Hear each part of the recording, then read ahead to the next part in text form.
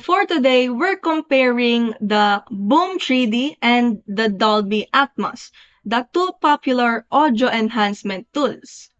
In Boom 3D, it is a software-based audio enhancer that is designed for immersive 3D sound.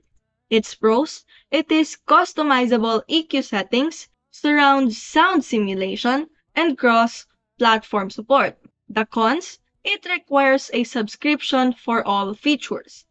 While in Dolby Atmos, it provides spatial audio technology for an immersive experience.